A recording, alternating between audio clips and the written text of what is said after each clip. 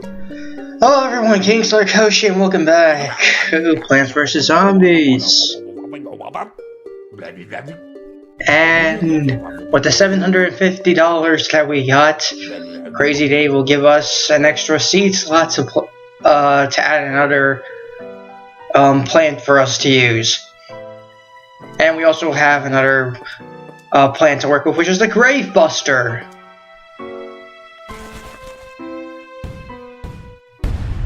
And what the Grave Buster does is it gets rid of those the tombstones that are piled up on the front lawn.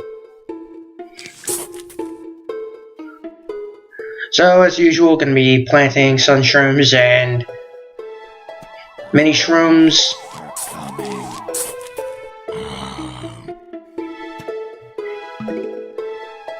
And yeah, for the time being, I guess I really don't have too much to say right now, but as of right now... Yeah, the reason I decided to do this game for the Halloween Fest, and you're probably asking, why this game of all the games? I just wanted to be different. I was bored. I thought this would be different enough to pique some interest, because everybody's probably doing the usual stuff like the FNAFs and the Resident Evils and Silent Hills and anything that corresponds to scary in some way, shape, or form, and I just wanted to do something that's parody-ish, if that makes any sense. I just wanted to do this because I thought it'd be fun to post-commentate over, and this is a pretty easy game to post-commentate over because there really isn't much to say. It's just really doing tower defense stuff, and this game kind of lends itself well to that because it talks about all kinds of different strategies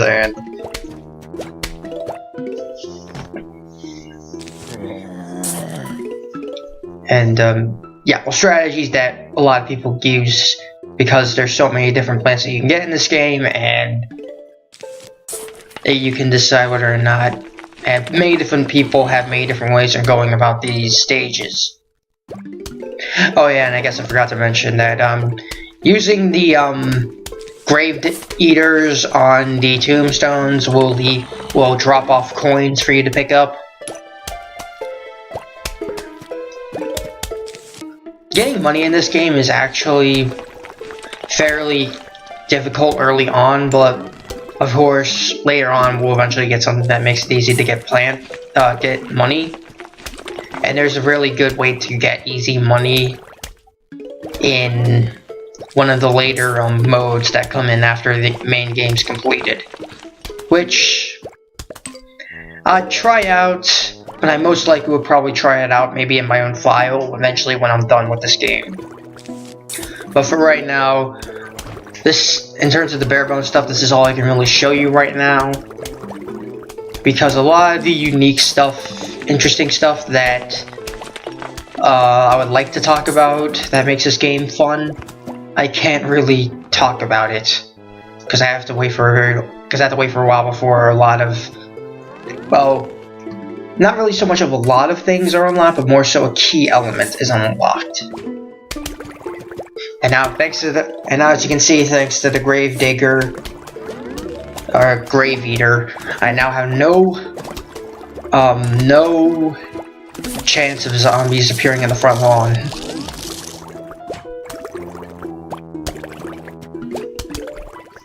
So, with that, my front lawn is completely clean of zombies, and it makes my job a hell of a lot easier.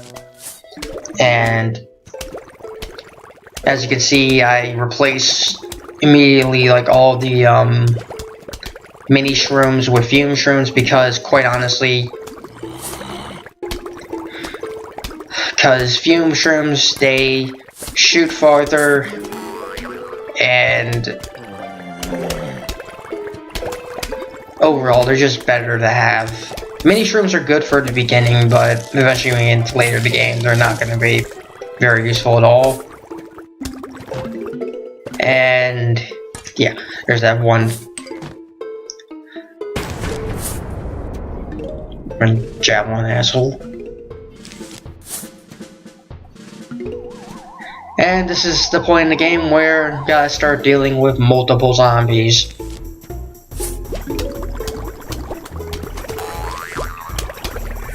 So another good thing with the mini shrooms that you can use is you can use them to force the javelin zombies to jump.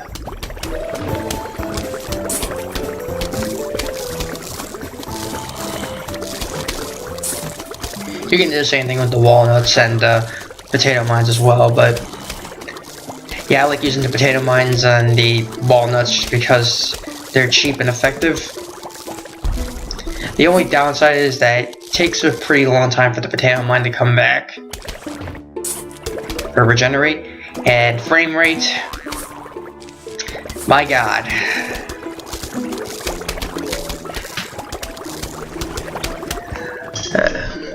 But yeah, this is the power of the free shroom at work. It covers so much distance that you can pretty much, at the most, 3 fume shrooms are good enough to, in each row, are good enough to, take on most of the, zombies.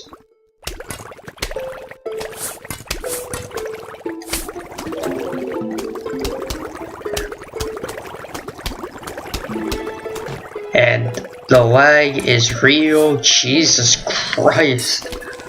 What is happening? There we go. Yeah, but now at this point, pretty much my main lineup is complete. Or in terms of my main lawn defense is complete. Now I'm just occasionally putting down the mini shrooms and the potato mines and the walnuts to force jump. A couple of things. I have the cherry bomb in case they feel for the final wave, and that's all really for me to do right now. I can just kick back, relax, and watch everything die.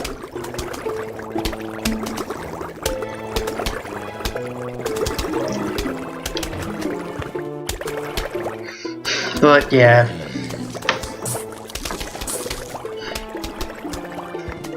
But I'm trying to do the post commentary as quickly as I can because school starts on Monday, and I need to get this ready for Halloween. Because as soon as school starts, I'm probably not going to be able to do much in terms of recording, and by do much, I mean I won't be able to record anything at all because school takes priority.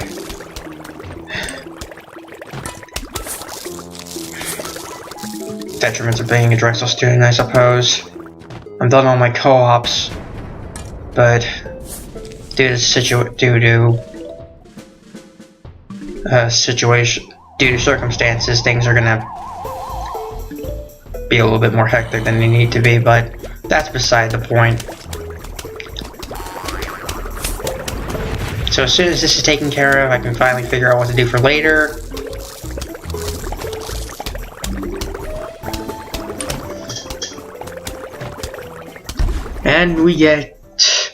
And with the death of the last couple of zombies, we get an almanac,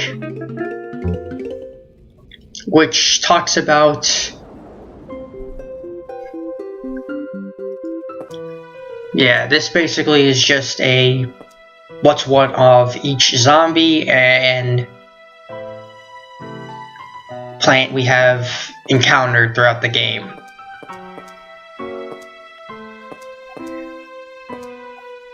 So it tells you all the little tidbits of what happens when you deal with each zombie. And with the plants, it tells you a description of what they do, and with the zombies, it tells you a description of what they are and how you can beat them. And this minigame requires us to pretty much do whack-a-mole with zombies.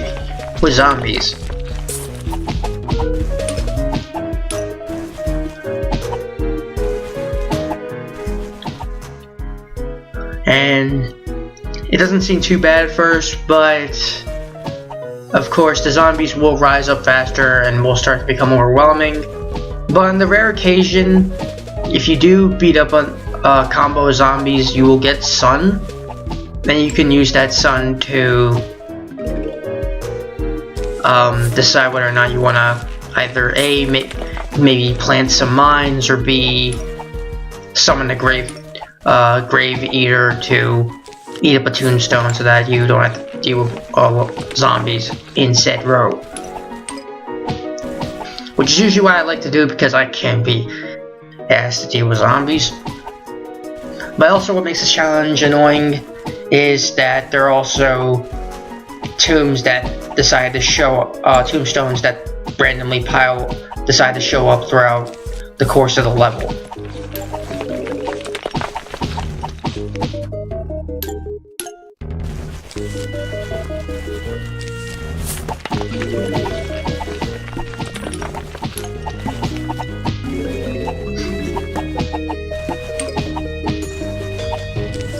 So yeah, basically all I'm going to be doing is just using the tombstones to the grave eaters to eat up at the tombstones most of my sun. It's very easy. I find it very easy that way, and honestly,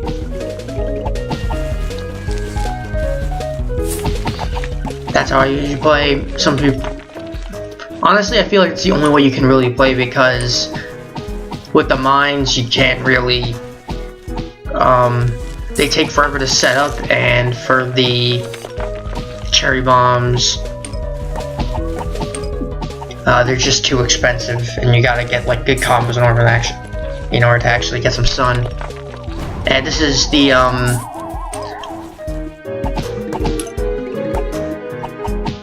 and yeah, one thing I didn't get a chance to talk about is that as zombies, as you get later into the later into the level, zombies are able to overwhelm.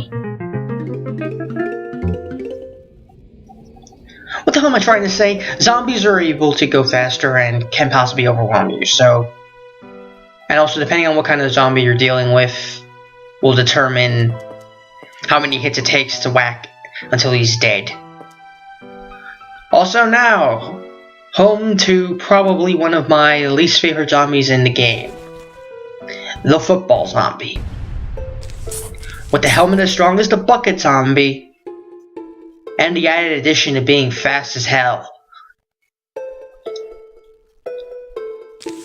There is a way around it, but of course, sadly, we don't have the shroom necessary to do that. But we do have a shroom that can deal with that, and that's the Hypno Shroom, which we got recently. And what the Hypno Shroom does is you plant it, a zombie eats it, a zombie becomes brainwashed and fights for you. The only detriment to the Hypno Shroom is that, depending on, it really depends on who eats it. So the problem that I have with the Hypno Shroom is that you need it to, if you want a certain zombie to be hypnotized, you need to have said zombie eat the Hypno Shroom. Otherwise, it's going to go completely to waste, because it's first come, first serve. So whoever's the first zombie to eat said shroom, it's going to be the one that's hypnotized. And if you say hypnotize a already completely damaged regular zombie mook, then that's 75 sun wasted. And there are some zombies that I don't even know if it even works on, because there's some zombies that you wish you could hypnotize, but you can't, because most of the zombies do eat, with the exception of one. Those of you who played this game know exactly who I'm talking about. Those of you who haven't, we won't see him until, I want to say it's either it's the final level. It's the final level, but I can't remember if that's level 5 or level 6. But I think it's level 5. But anyways, still doing the same strategy as usual, because quite honestly, there's nothing really else. Because I have the strategy that I use hasn't really failed me yet, so I'm just gonna keep going with it. should really be playing. I don't know what I'm doing. Come on, me. Playing a fume shroom for God's sake. And here we go. And this is the fume shroom at work. Or hypno shroom at work. What would have been an obnoxious amount of time to deal with that football zombie, just give it the hypno shroom and force it to run away. Now there are some other zombies that are actually really good to have hypnotized.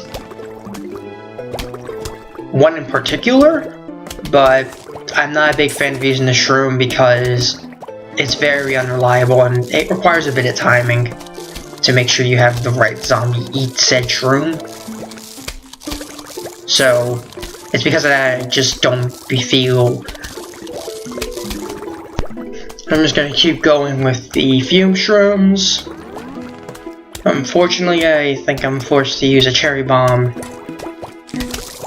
to save my fume shroom. Really annoying when you have to do that. Especially considering cherry bombs are expensive and they have a really decently long recharge rate. But with that, and eventually I only have 2 more graves to deal with, thankfully, but I have a decent setup to prepare myself, even though it doesn't look like much.